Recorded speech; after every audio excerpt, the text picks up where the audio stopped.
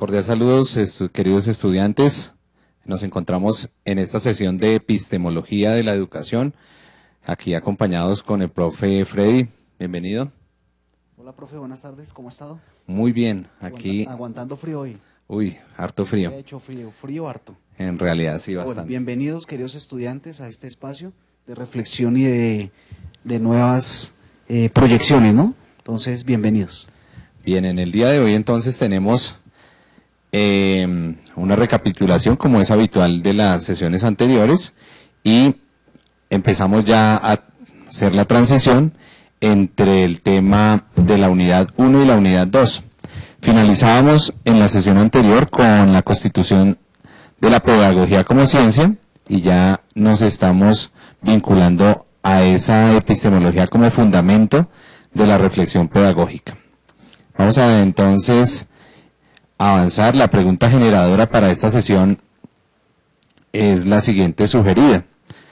¿Qué aspectos debería contemplar una actitud intelectual crítica de un profesional de la educación respecto al objeto pedagógico que no se transforma en siglos? Recordemos entonces que está ligada a la sesión, a la teleclase anterior, donde veíamos una serie de imágenes de los espacios pedagógicos de aulas de clase desde más de 500 años y cómo se mantienen en el mismo. Entonces decíamos, ya involucrándonos con epistemología y los elementos, que seguramente muchos de esos elementos que se mantienen por tanto tiempo obedecen a la falta de análisis y de esa actitud de objeto, de conocimiento del objeto pedagógico que nosotros hacemos de ella, y que por eso siempre, en vez de proponer, de indagar de nuevas formas, las repetimos en cuanto a ese objeto pedagógico. ¿Cómo le parece la pregunta, mi profe? Es bien interesante, mi profe, porque necesitamos estudiantes críticos, ¿cierto? Como primera medida. ¿Cómo se logra un estudiante o una persona crítica? Leyendo. Uno de los elementos importantísimos es la lectura, y que el estudiante y que la persona de la academia sea una persona activa intelectualmente hablando. No necesitamos seres pasivos, no necesitamos personas pasivas en el aprendizaje ni en el conocimiento, sino personas activas que incluyan la parte de lectura, que incluyan todo el desglose académico rigurosamente hablando, ¿cierto? Entonces, eso es lo que nos va transformando, o va transformando la educación, o va transformando la academia de los siglos a través de los siglos, ¿no? Eso es algo importantísimo, me parece. Exactamente, entonces la voy a repetir y recordar que como esta sesión es pregrabada, pues está habilitada la sesión de el foro de la sesión paralelo a esta transmisión. ¿Qué aspectos debería contemplar una actitud intelectual crítica de un profesional, o sea, de nosotros como profesionales de la educación o en formación profesional, respecto al objeto pedagógico, que no se transforma en siglos? Bien, entonces, para esto entonces vamos a retomar lo que finalizábamos en la sesión anterior. Quiero que recuerden esas imágenes fotográficas desde la escolástica para hacer un comparativo hasta la escuela actual, que cambiaban los espacios solamente en los medios, que del libro pasaban a los equipos, pero era la misma situación lineal, orientada hacia un tablero, hacia una pantalla, pero que no había un cambio significativo en ello. Decíamos entonces en esa constitución de la pedagogía como ciencia dos vías: la inductiva, que va más asociada a la experiencia o al empirismo, que eso estamos casi que haciendo un retroceso a las primera y segunda sesión con estos elementos, que va desde lo particular a lo general, a una elaboración de leyes. Es ese método inductivo. Y el deductivo, que es más tendiente a una perspectiva de fuente de conocimiento racionalista, basado en la razón, que es al contrario, de una ley general universal que explica los demás fenómenos de la naturaleza, ¿verdad? Entonces, en este modo, también hacíamos un hincapié en que la educación o el contexto educativo hacíamos una referencia a McLuhan, de que en nuestras ciudades la mayor parte de la enseñanza tiene lugar fuera de la escuela. La cantidad de información comunicada por la prensa, las revistas, las películas, la televisión y la radio exceden en gran medida la cantidad de información.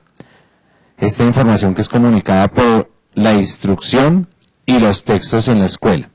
Este desafío ha destruido el monopolio del libro, que veíamos en esa presentación, viene desde la escolástica hasta nuestros días. ¿Cómo ayuda a la enseñanza y ha derribado los propios muros de las aulas de modo tan repentino que estamos confundidos, desconcertados? Esto McLuhan en 1960.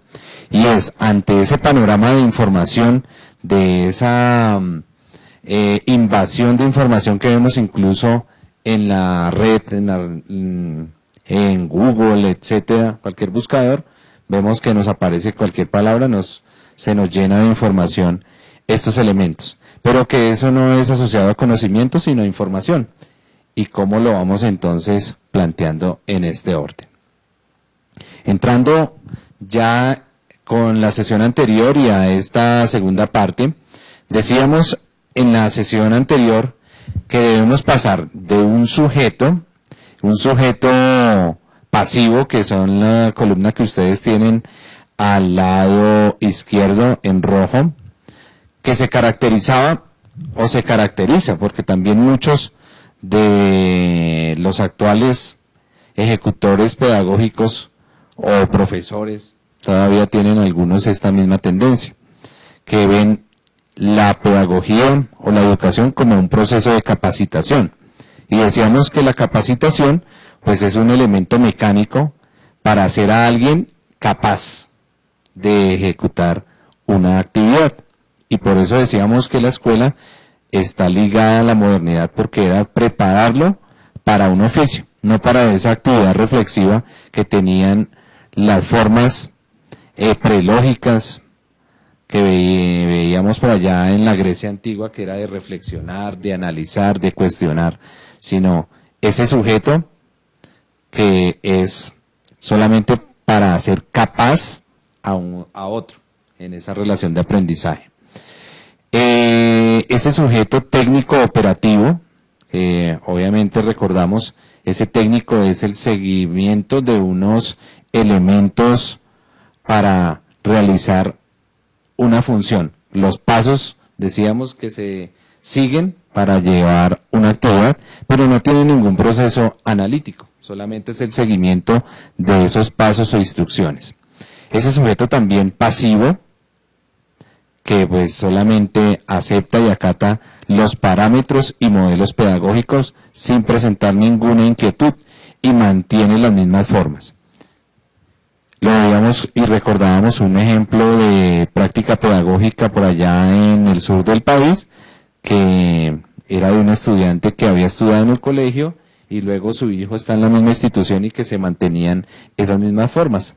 Ahí vemos esa pasividad de ese sujeto pedagógico como profesional. Y va ligado a la pregunta. Y repetitivo de experiencias. Esa experiencia no estoy hablando de años acumulados, sino de los elementos de esas actividades que permiten generar un nuevo conocimiento. Hay personas, profe Freddy, que llevan 15, 20 años, decíamos, pero de experiencia es la misma.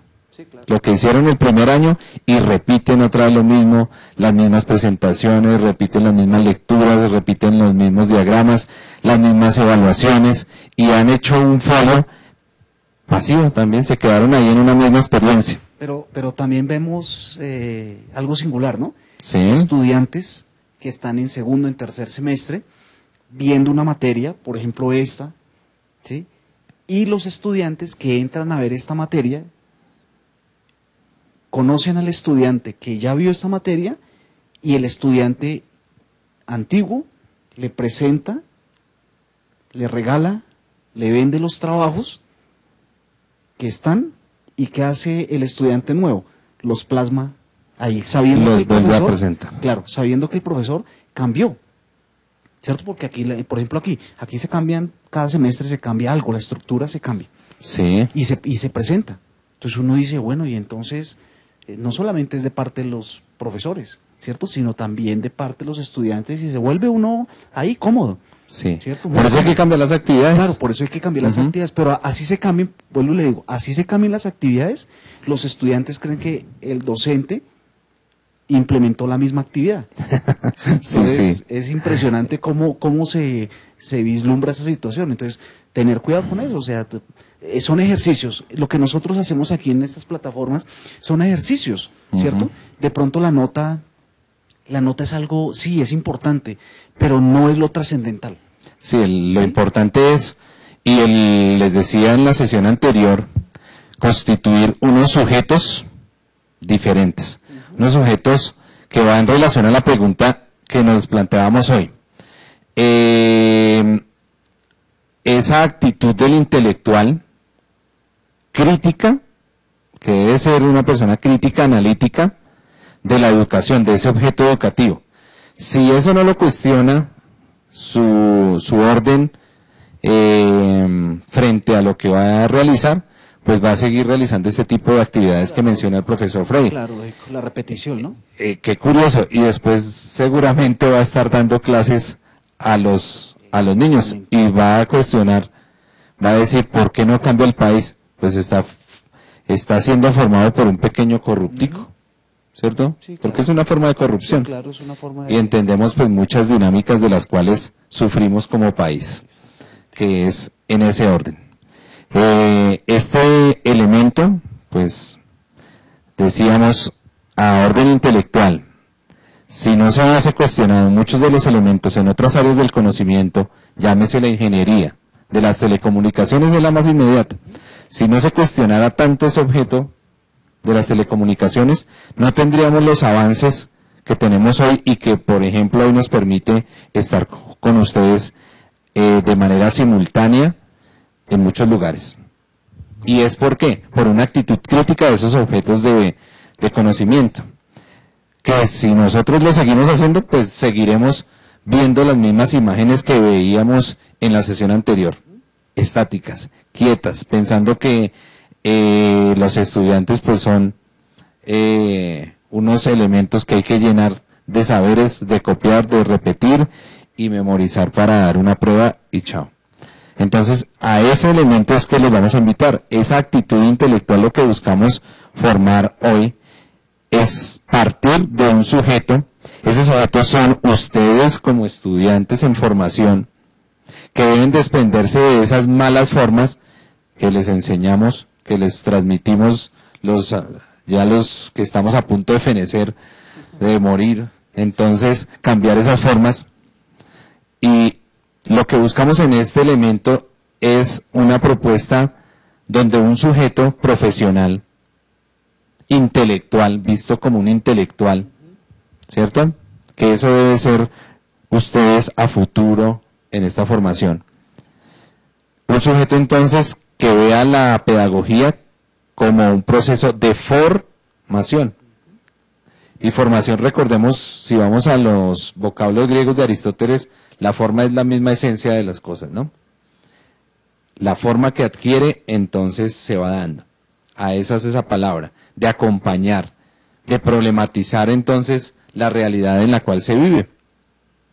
Muchos de nuestros problemas como sociedad radican en que la educación se ha constituido en un repetir, en un adoctrinamiento, en una capacitación, pero no enseñan a pensar de forma crítica.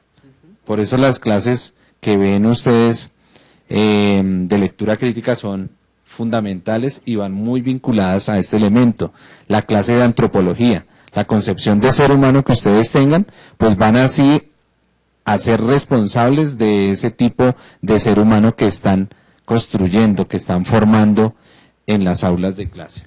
Fernando González Ochoa, uno de los grandes representantes a nivel de Colombia, críticos en ese aspecto, nos plantea que nosotros no somos muchas veces originales, hablando de los latinoamericanos, sino que repetimos lo mismo que ya está dicho y lo repetimos de los europeos.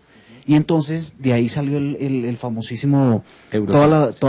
toda la parte doctrinal de historia de las ideas, Sí. ¿cierto? La historia de las ideas latinoamericanas, ¿cierto? Historia de las ideas como un pensamiento filosófico universal, no particular, sino universal. Entonces, a eso los invitamos hoy, ¿cierto? A que seamos originales en escribir, que seamos originales en decir las cosas, en plantear, en organizar, en ser esos profesionales que estamos en formación y que muy seguramente vamos a seguir en este proceso de formación.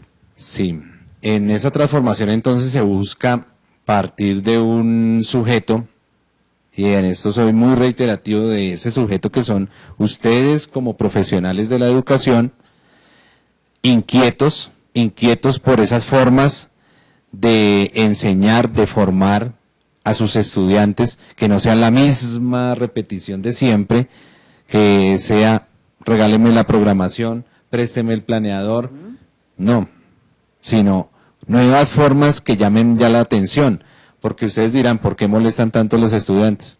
Porque nosotros estamos dando un código lingüístico que ya es muy diferente al cual nosotros fuimos formados, que era auditivo, mientras que ellos son más visuales, más kinestésicos, y hay que mirar unas formas de aprendizaje muy diferentes.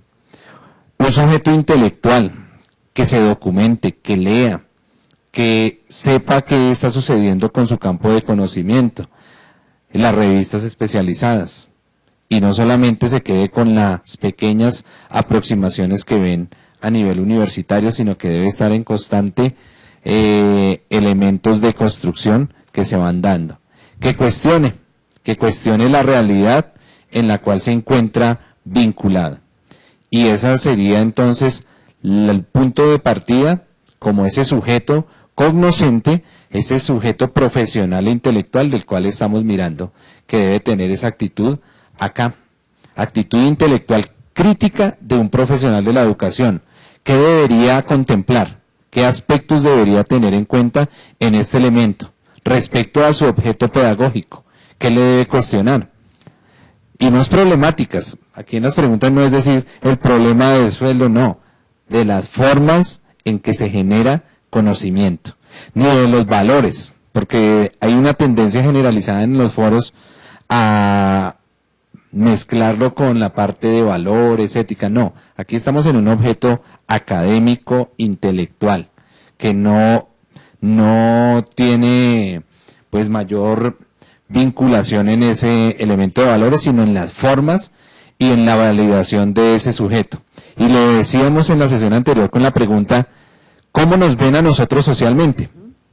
Que nos tienen a veces como en una segunda, como personas o profesionales allá relegados.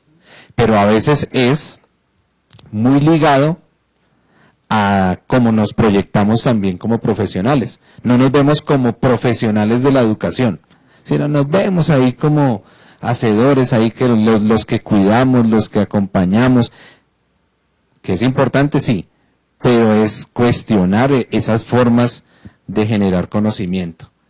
¿Qué hemos propuesto nosotros en ese orden para mejorar el aprendizaje de nuestros estudiantes? Oye, profe, a mí me cuestiona muchísimo en los colegios especialmente, sí, en los colegios en donde el coordinador de disciplina o el coordinador académico al comienzo de año da como unos lineamientos, ¿no?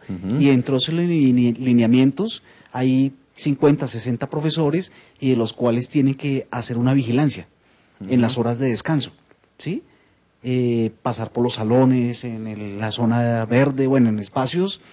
¿No será que eso hace perder la credibilidad que usted dice en este momento de la posición que debe tener el maestro como tal, el educador?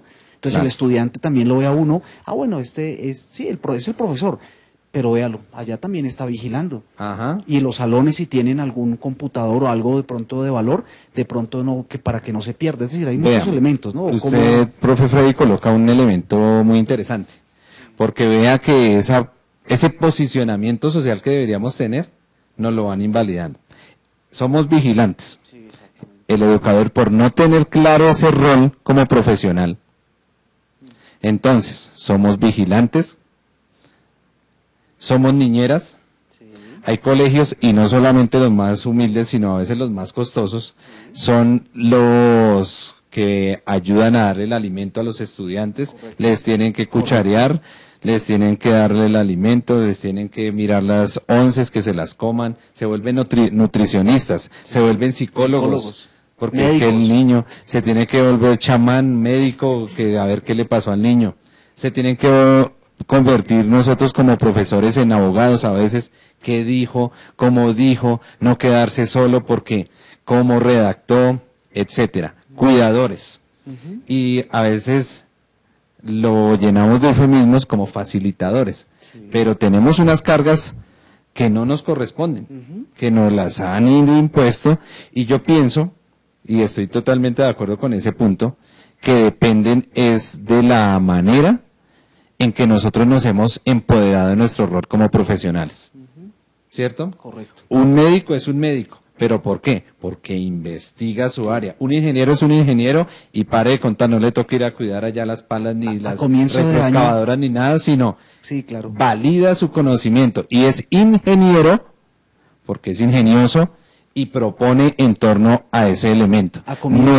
Termino con lo siguiente: nosotros fuéramos ingenieros de la educación, sería diferente. Estaríamos diferentes, y nos valorarían de otra forma también diferente, como hay culturas en otros lugares del mundo que son a veces los que mejores resultados sacan, porque se posiciona un rol diferente. Nosotros todavía tenemos y tendemos cada día más a cumplir los roles de la familia, a formar en muchos elementos que debería haber formado la escuela. A comienzo de año uno hace parte del equipo administrativo, tiene que hacer encuestas, tiene que llamar, tiene que cobrar, ¿cierto? Y usted no ha pagado, cobre, si hay una rifa, si hay un bingo, si hay no sé qué más, tome las boletas, pague las boletas, llame al papá de familia para que oiga a su hijo qué pasó, no trajo la resma de papel, no trajo los colores, es decir, uno tiene un papel totalmente diferente, y cuando va a mirar el rol como docente, como formador, ya como que se le ha perdido esa concepción en su mente y en su corazón de que verdaderamente uno es un formador. Pero mira que es curioso, y en mi experiencia como coordinador he encontrado que a veces se generan los espacios. Vamos a generar en esta jornada, en esta semana, una propuesta articulada interdisciplinar. Termina el tiempo dado y los productos son muy limitados. A veces se encuentra uno con esas realidades. ¿Por qué? Porque es más fácil hacer lo mismo que mencionaba ahorita con los estudiantes. Regáleme la programación del otro lado. A mí hay profesores que me han llegado a decir: profe, usted no tiene la programación de tal cosa, de la clase XY, es que me fui para el colegio X en el pueblo tal y la necesito. Constrúyala, genere conocimiento. No, profe, es que luchamos a veces por nuestra esclavitud como si fuera nuestra libertad.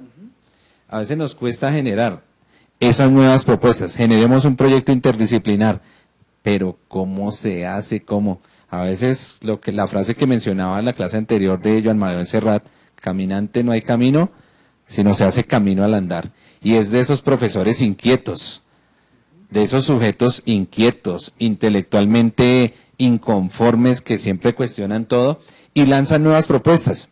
Y hemos encontrado muchas en el ejercicio que ustedes han enviado, en el tercer punto sobre todo, de la primera actividad, que muestran eso, que a través del baile, hay uno del cacao que ya les mencionaba, hay otro con inmigrantes de Venezuela que hacen esas prácticas y responden a unos elementos que vamos a ver ahorita en torno al objeto del conocimiento mismo, y que no se quedan ahí enseñando lo mismo de siempre, sino buscando unas formas diferentes respecto a ese objeto de conocimiento.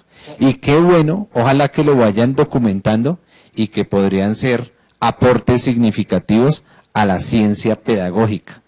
Y si lo ven hasta por dinero es bueno. Claro. Si se postulan a un premio Compartir al Maestro, de ondas, etcétera, ahí ya hay unos beneficios para nosotros como profesores. O sea, hasta aquí generemos pensamiento.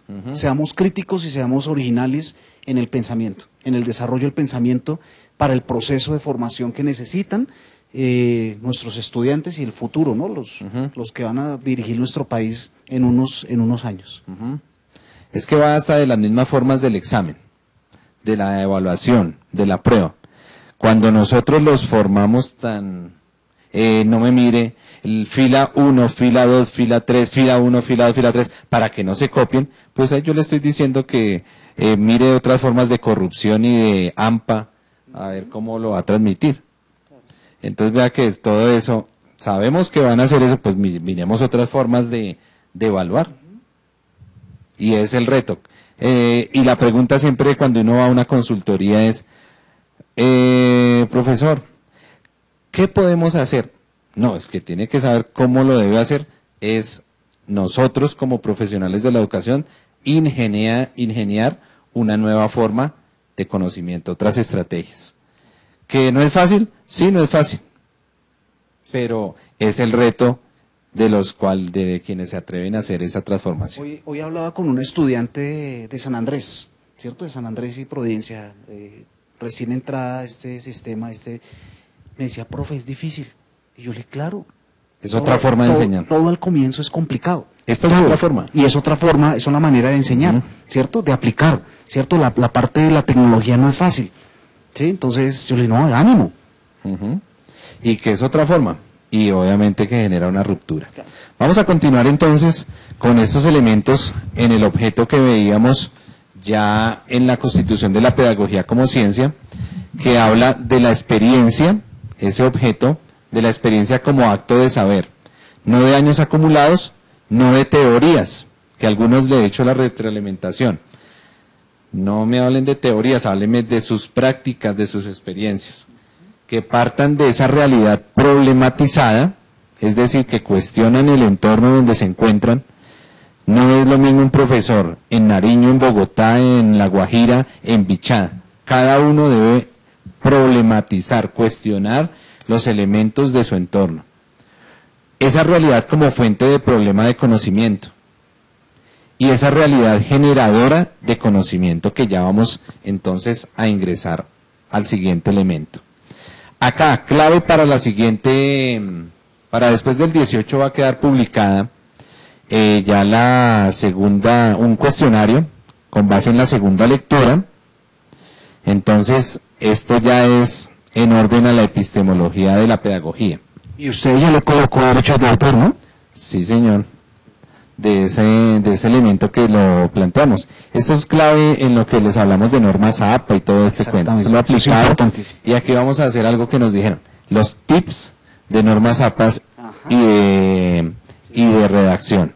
Entonces hay que validar también el conocimiento. Epistemología de la pedagogía, entonces, en esta segunda unidad nos habla de la comprensión de relaciones de complejidad y relaciones entre las teorías y las prácticas.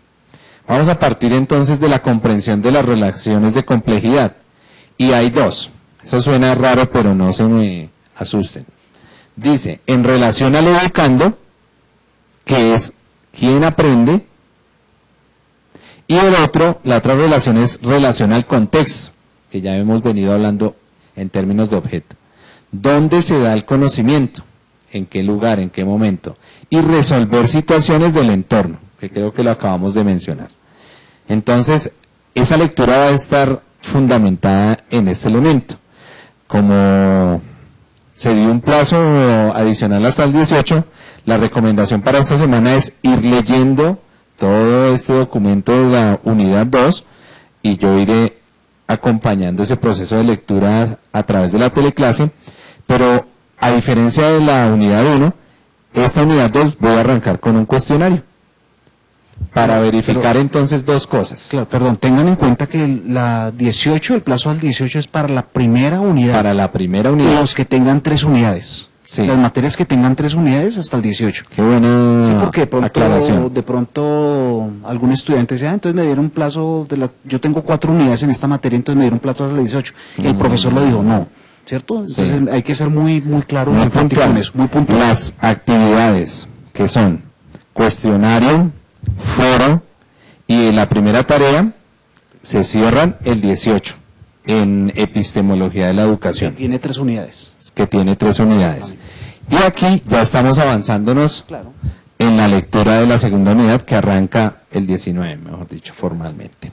Entonces, en ese orden, vamos a hacer una verificación de lectura con un cuestionario y con la asistencia o la visualización de las teleclases, que así es como muy preciso. La siguiente elemento de la epistemología de la pedagogía está vinculado o relacionado entre la teoría y la práctica, que es lo que denominamos práctica pedagógica. No se me vayan a confundir con lo que están haciendo allá de práctica de la universidad, no. Práctica pedagógica se denomina a ese compendio entre lo teórico y lo práctico o la experiencia que se está dando allá alrededor de las aulas. Muy bien, entonces, el objeto de la epistemología. La epistemología pedagógica reflexiona sobre el supuesto que este objeto, que es la pedagogía, es un conjunto de saberes. Y allá quiero entonces irme con unos elementos de los cuales ustedes han dado. Acá quiero rescatar, entonces le vamos a dar los derechos de autor a Karen Juliet Luna, y nos menciona lo siguiente.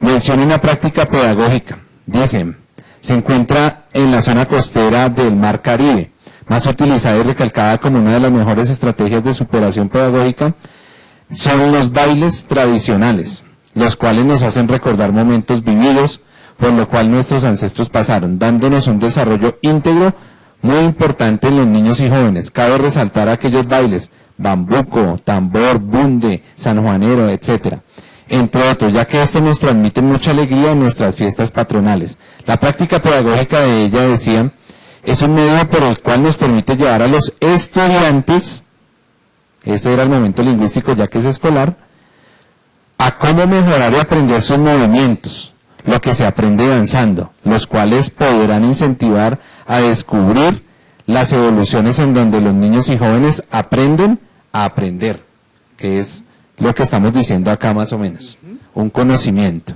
generado. Y no se limiten a un no puedo, ya que cada persona tiene diferentes maneras de analizar y afrontar una realidad en donde se puede adoptar muchas estrategias. Epistemología de lo que estamos viendo ahorita, hecha por ustedes como estudiantes. Otro casito por acá que tenemos rápidamente, nos muestra una práctica pedagógica, dice, todos somos iguales. Esta es, vamos a darle los derechos de autor rápidamente, es de Jenny Vanessa Solarte, y nos dice,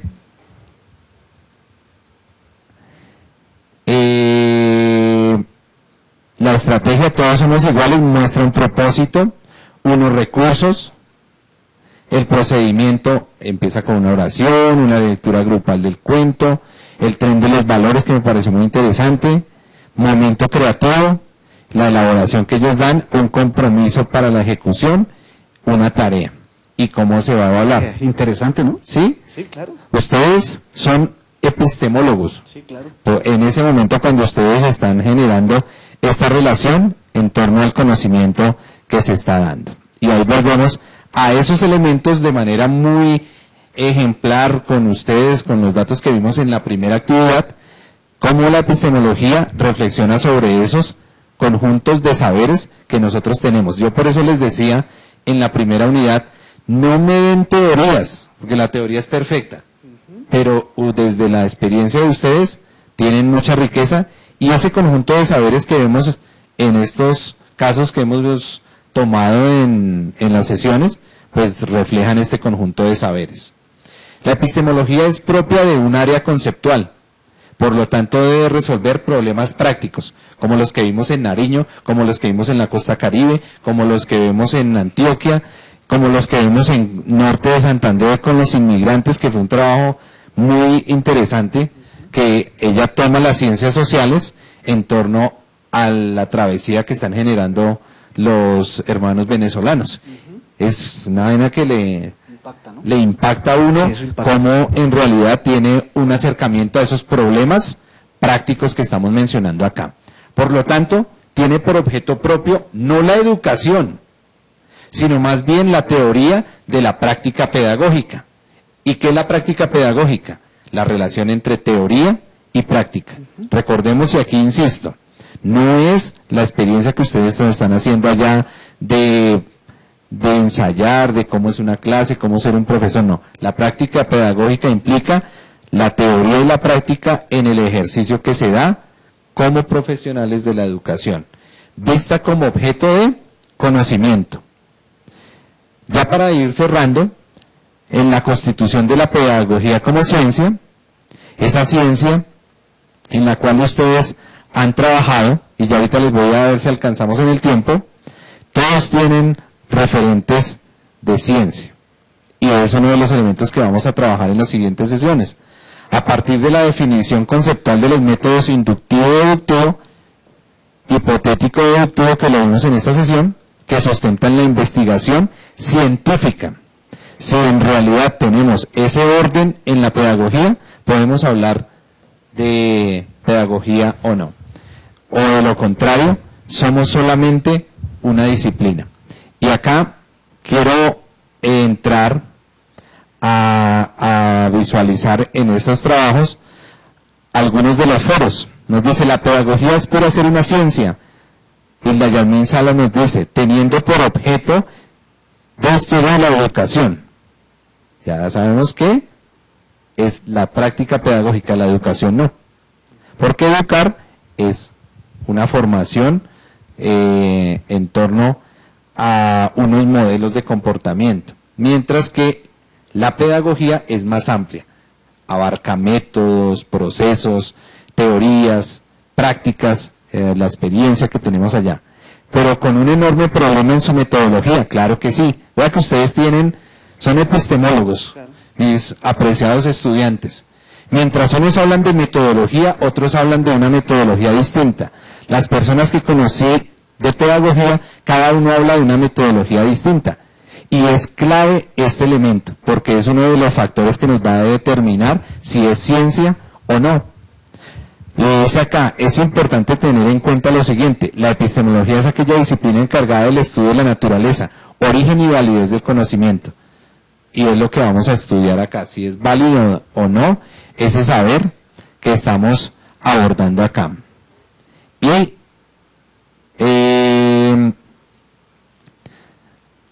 lo vemos, ustedes ya identifican esa relación de disciplina o ciencia, la relacionan con la psicología y dicen, ya que nos sirve como forma de expresión para poder comunicar a través del movimiento sentimientos de alegría y miedo, que era el ejercicio de la danza.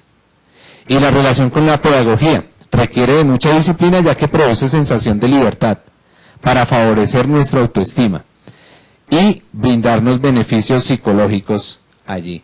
Cada uno, la mayoría, tiene unos elementos muy importantes. Yo rescato algunos, no quiere decir que sean los únicos sobresalientes, sino por cuestiones de tiempo no podemos volver a ellos. Entonces quiero cerrar con la actividad, que en lo que van a ingresar entonces a la plataforma, a la unidad 2, y realizar la lectura del conocimiento en la práctica pedagógica, los numerales 2, 2.1, 2.1.1, 2.1.2, que son los elementos que venimos trabajando desde la sesión anterior a esta.